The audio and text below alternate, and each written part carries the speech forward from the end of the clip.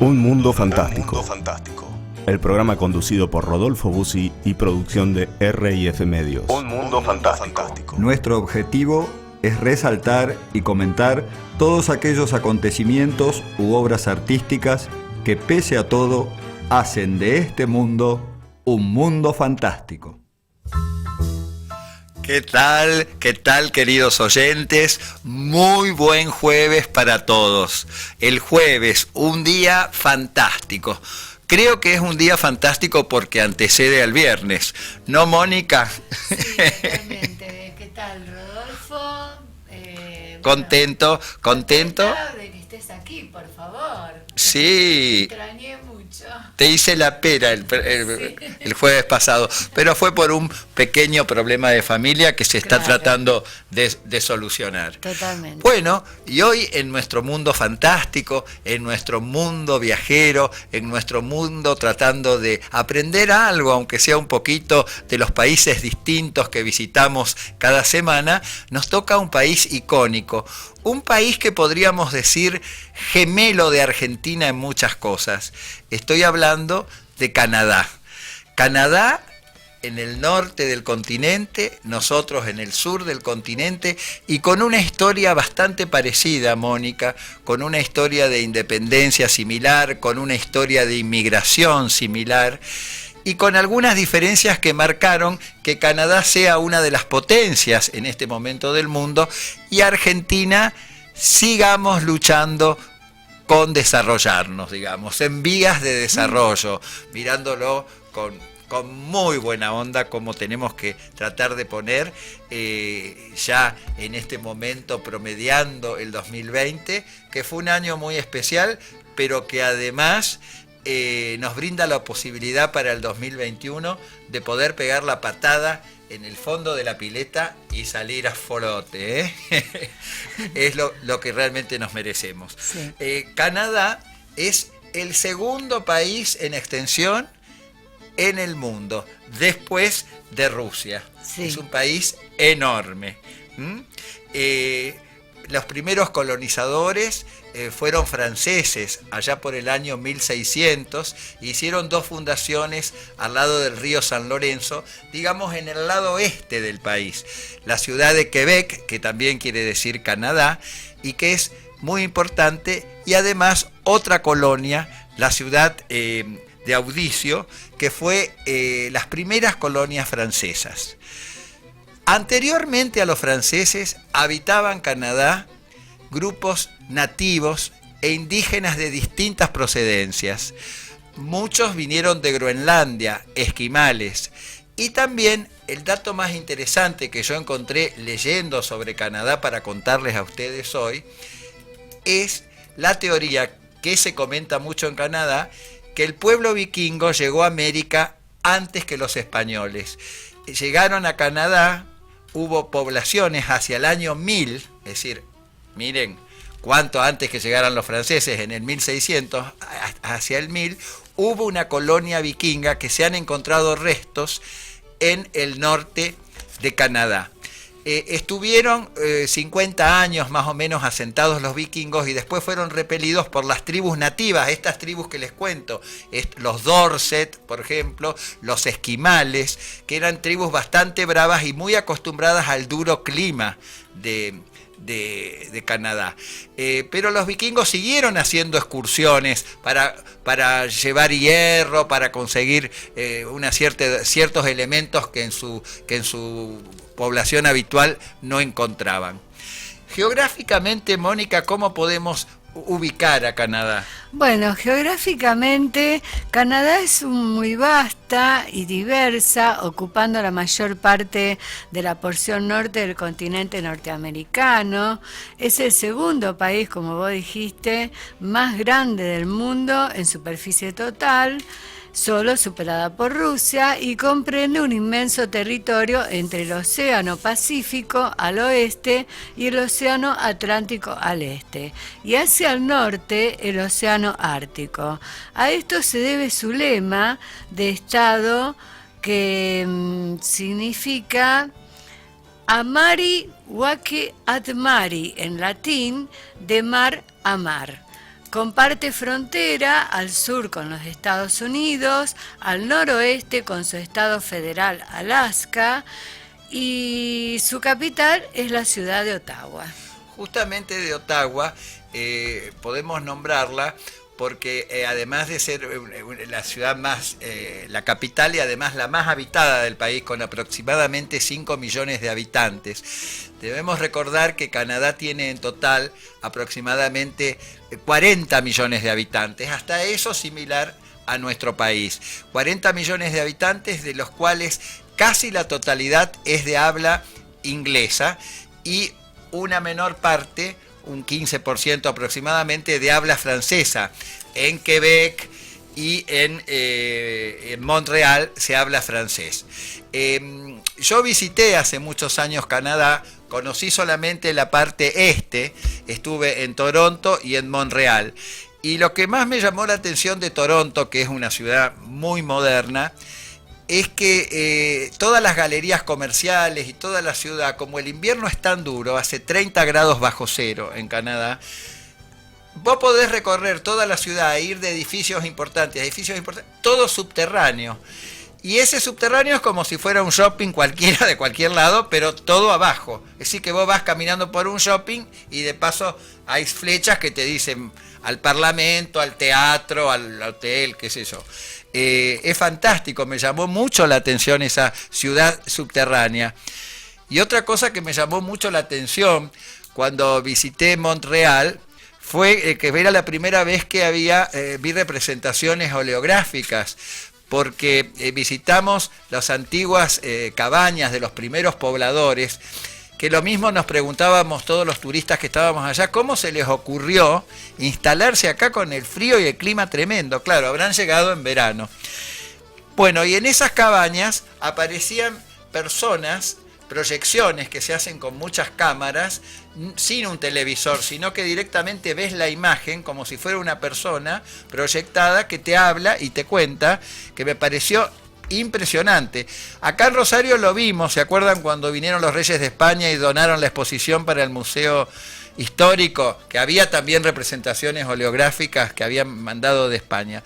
Bueno, eso me impresionó mucho. Y también lo que me impresionó de Canadá es su organización, su capacidad de trabajo y fundamentalmente, si bien nosotros con la Argentina tuvimos una evolución similar, lo que nos diferenció fue que ellos siguieron siendo apoyados por Inglaterra y nosotros cortamos el comercio, si bien empezamos la misma evolución de ellos con el apoyo de Inglaterra, mandándonos los muebles que se compraban en el siglo pasado, todos los muebles elegantes y antiguos de Rosario son casi todos ingleses o franceses, y nosotros le mandábamos nuestras cosechas y nuestros productos.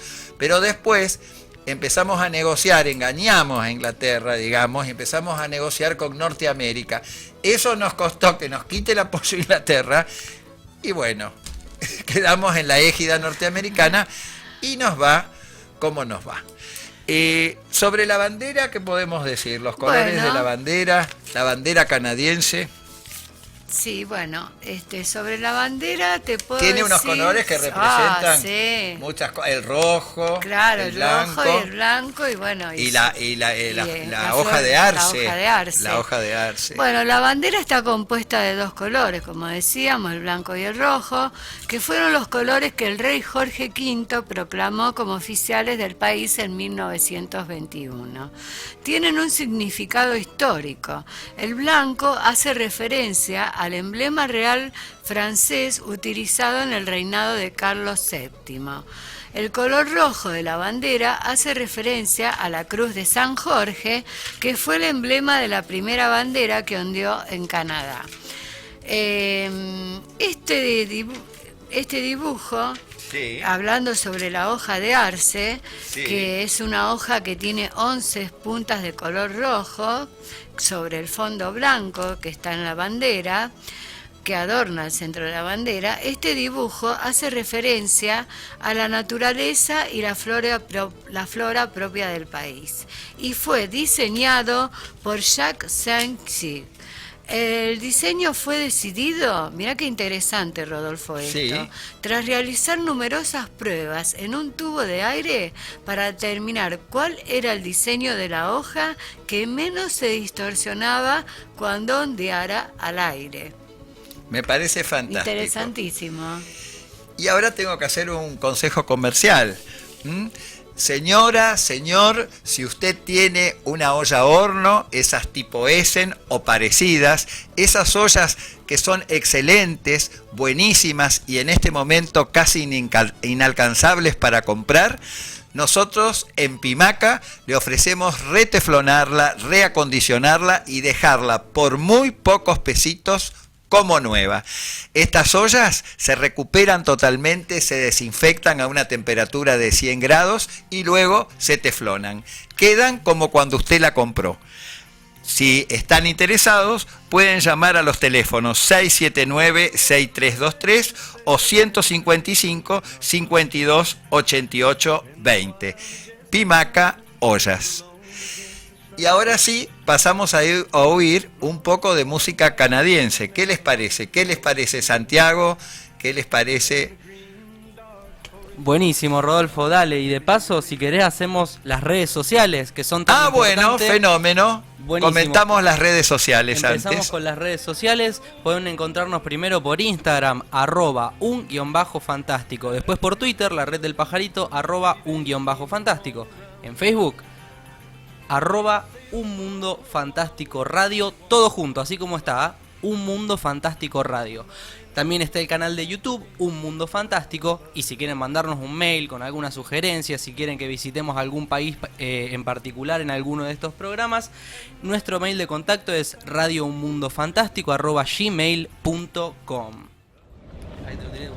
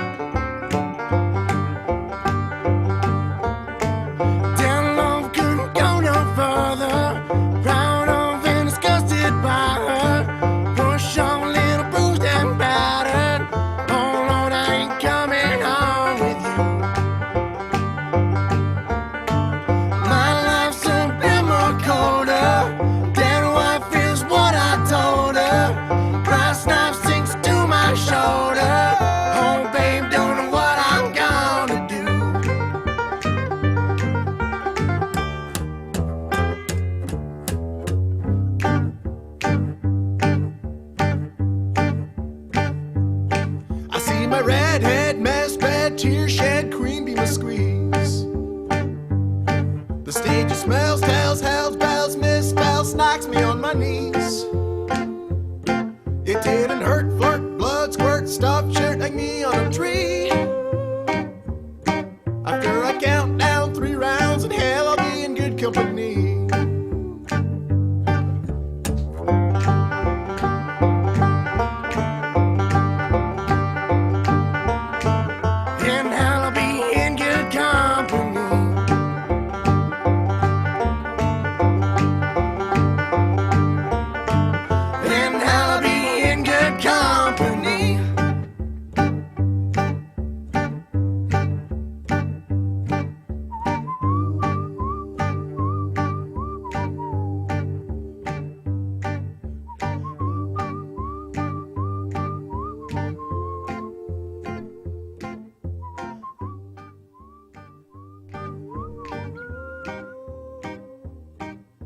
ciudad de Rosario, y seguimos viajando, aunque sea con la imaginación, por este magnífico país que es Canadá.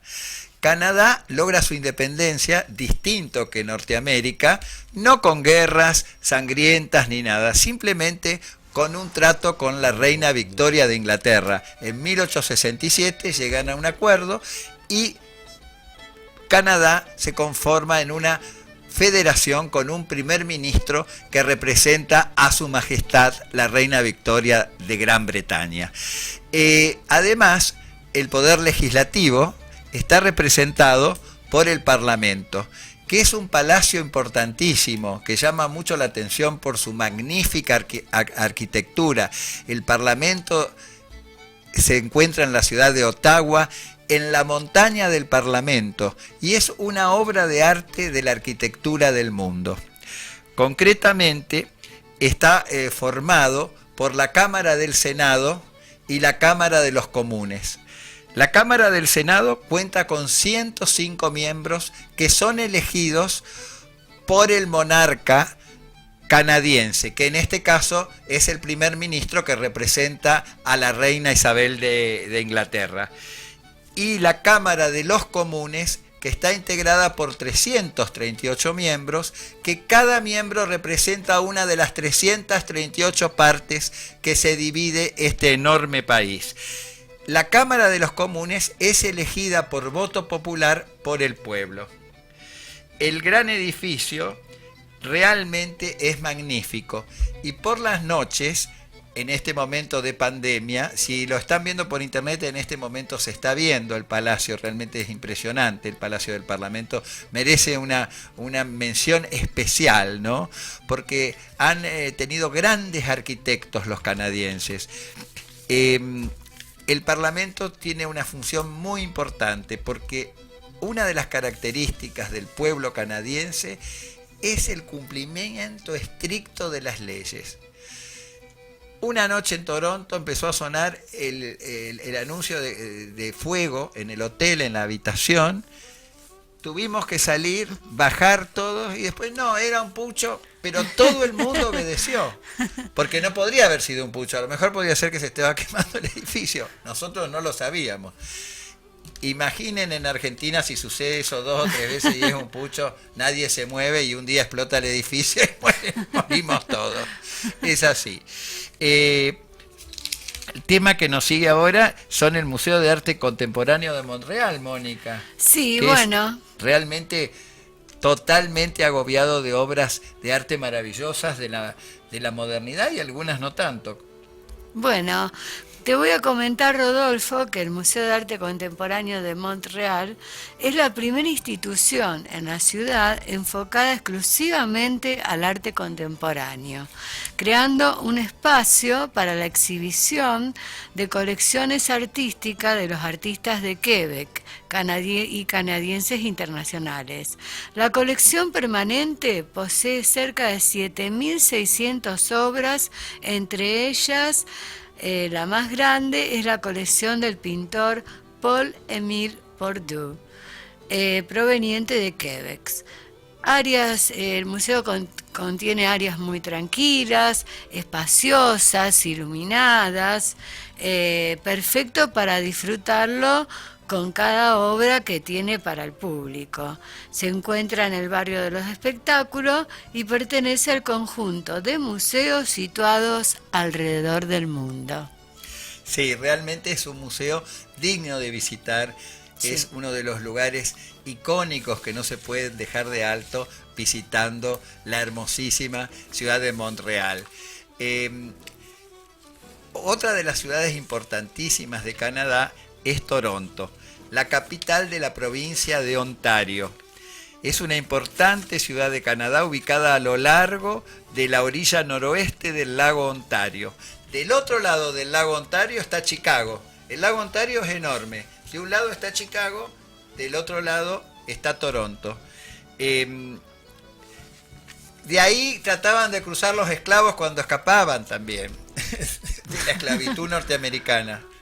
Los que querían escapar a Canadá muchas veces escapaban por ese lago. Es una ciudad dinámica, con un centro de rascacielos altos, todos sobrepasados por la icónica torre de CN.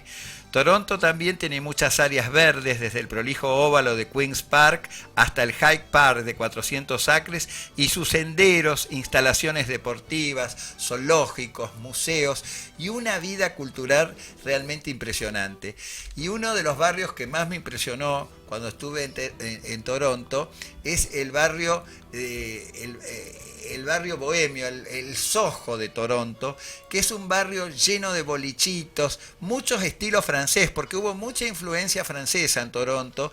Hay esos pequeños bistrós franceses donde se puede tomar una cervecita, comer un omelette, y donde muchos cantantes franceses en esos boliches, muchos cantantes franceses y mucha noche en Toronto, realmente.